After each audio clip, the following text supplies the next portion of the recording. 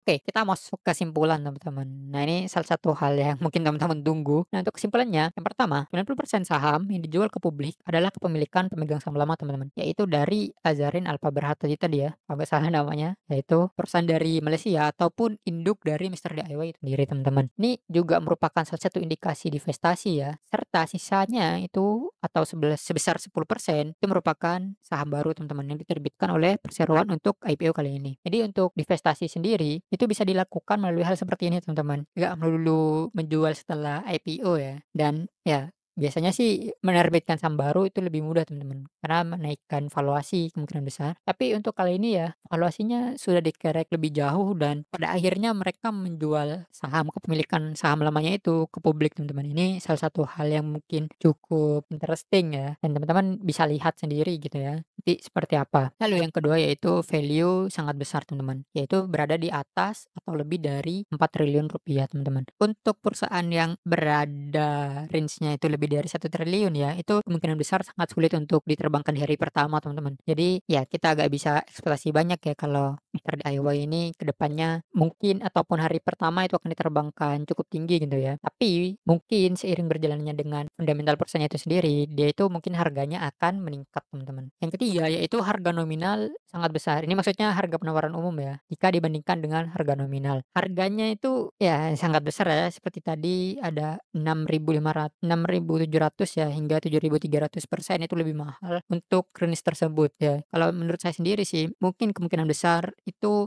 harganya mungkin berada di tengah-tengah ya teman-teman. Itu bisa teman-teman jadikan patokan ya, mungkin karena perusahaannya ini untuk membayar utang, mungkin ada beberapa hal ke depannya di prospektus yang bisa berubah teman-teman. Karena biasanya perusahaan IPO yang digunakan atau menggunakan dananya untuk membayar utang itu biasanya ada perubahan yang cukup signifikan untuk menarik atensi dari retail itu sendiri teman-teman. Oke, yang keempat yaitu sebagian besar penggunaan untuk membayar utang, yaitu sebagian besar penggunaan dana ya untuk membayar utang. Ya, ini salah satu hal yang warning juga ya. Mungkin teman-teman juga harus bisa lihat ya, karena kebiasaan person untuk membayar utang itu sangat sulit teman-teman pergerakannya dan cenderung market maker itu menjauhi ya saham-saham yang punya utang seperti ini teman-teman. Oke, yang kelima yaitu rasio PE dan PBV jauh lebih mahal dibandingkan kompetitor. Nah, ini kalau kita tadi bandingkan dengan salah satu saham yang ada di bursa dan di industri terkait yaitu ESES, itu harganya sangat jauh teman-teman. Jadi untuk PBV ya, terutama PBV, jadi kalau teman-teman lihat sebenarnya nilai buku dari ESES ini atau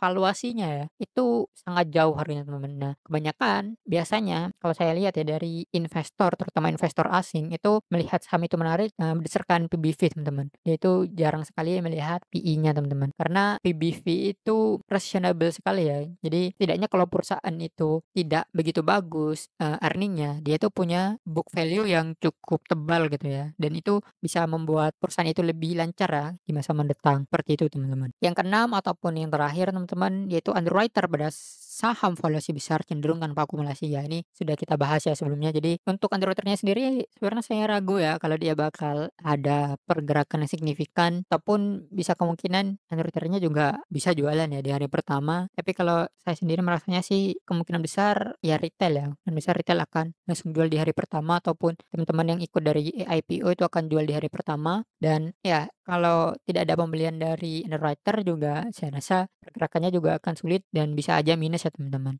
Jadi dari beberapa hal ini kalau saya rasa untuk Mister DIY itu resikonya lebih banyak teman-teman daripada keuntungannya ya kemungkinan besar. Jadi ya ini nggak terlalu menarik saham IPO seperti ini terutama saham dengan